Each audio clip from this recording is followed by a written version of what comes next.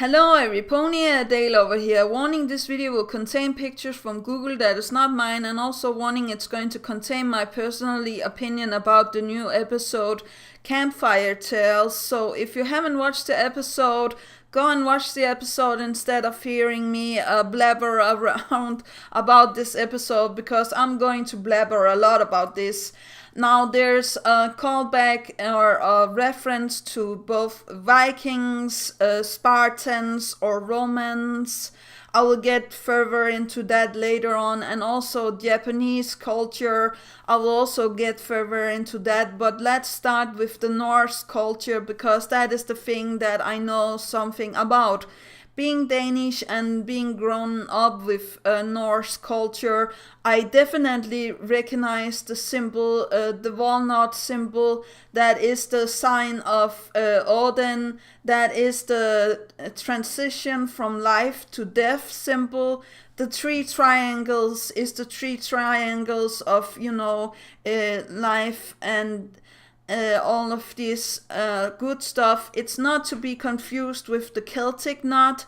That is the symbol of eternal life. But I do really feel like it has the, similarities, or how to say that. And also, I will say that the show did a good job with getting the armor and the look of the ponies, so you are not in doubt of this is Viking ponies.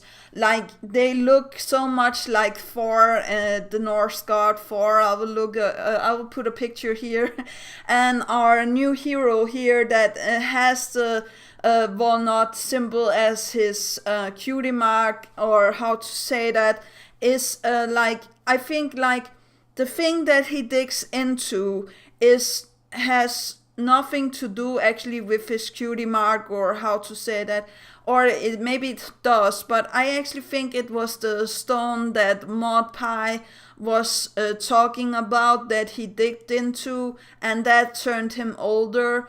But it could also be something with his to do with his cutie mark, as Applejack said to us. He was using his determination, he was using everything that he had, and he knew that they were going to actually die if he did not dig this trench, or how to say that. And I do believe that the sign of the walnut here, or what it's called, is also a symbol of slain warriors, or and the knot itself.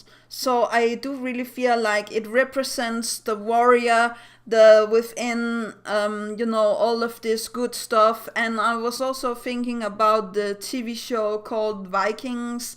Now, the way that they portray what happened and stuff like that, I really do love it. I will not recommend this show if you're under 18, because there's a lot of gore and blood and other stuff that I will not recommend. But I really do like that they have this, similarity not only to Thor, but also like Norse mythology and Vikings. Even the axe throwing and all of this with them having to sail out in their ships, or how to say that. I know that they did not do it, but yeah, I really do feel like it was a good reference. And I also looked a little bit further into it, and the symbol is also something like you can take from it, and the three triangles is like going from life to death, and the life that we are living now, or how to say that. I'm used to seeing it in these with these runes around it, or how to say that. And I will put a link to that in the description below, and a Wikipedia page telling you guys about the walnut symbol and stuff like that. Okay, yeah, enough of that. Now for the Japanese stuff. I really do like the Japanese story about this. I actually have heard this story when I was smaller. The story about life and death, where the young sister here, or what she was, the best friend, or what it is life, and queen or the empress or what she becomes is death. Like when I was small, I remember my mom telling me about this story about life and death. They're actually sisters. In this case, they're best friends, but yeah. Nevertheless, it's the same story with Death being jealous at life because she's so beautiful, and she gives life to everything, and she keeps everything in balance, or how to say that. And Death is only there to take life, or how to say that.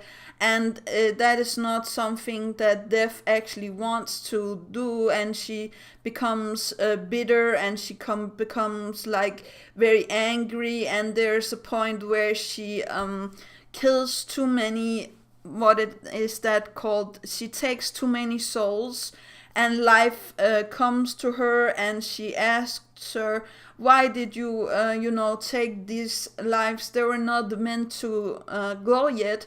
And Death is like, well, I admit I am jealous of you. You give life, and you see the beauty of the world, or how to say that. But life gives up her life essence to her sister, and makes it so Death can actually accept stuff, like she can see the beauty of death, or how to say that. And it's a very unique tale. I don't know if any of you guys have ever got this tale when you were smaller. Maybe it's just me and something that we do in our culture, or how to say that. But I really do feel like this is a story like you should tell your children, or how to say that, when they're a little older, or how to say that. Like, I was told the story when I was like, I think 14 or something, 14 or 15. So yeah, I really do like that they have a reference to this, and also like the symbol of yin and yang, light and darkness, the internal struggle of life and death and stuff like that. And also a little bit of a reference to Frigga, or Freya, that she's called in Danish, Freya. That's also a Norse god that is with love, and gives all of this with flowers and beauty, and she also gives up her beauty for actually someone else, so she can get with a man, or how to say that. But yeah, I will not say more about that before I get into trouble. But then there is the last story about the warrior. And first I was like, it have to be Leonidas, from 300, that they're making a reference to, Spartan warriors and stuff like that.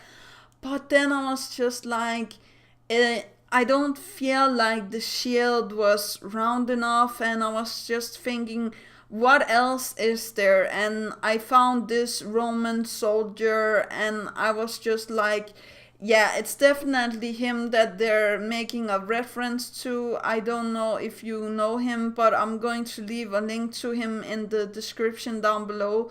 Now, I'm not that religious person or anything, but I really do feel like it was a nice thing to have a callback to him. Just look at the shields. I will not say the way that the shield look and stuff like that, but I do really feel like they look like Roman soldiers.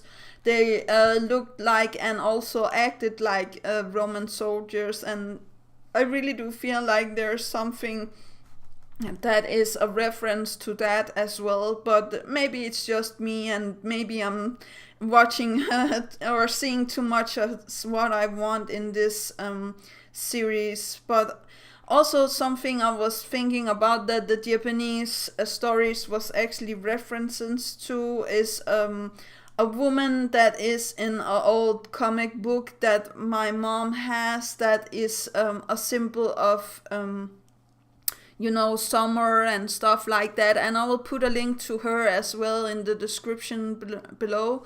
And she also gives up her beauty and everything when winter comes, and winter also becomes jealous of her and stuff like that.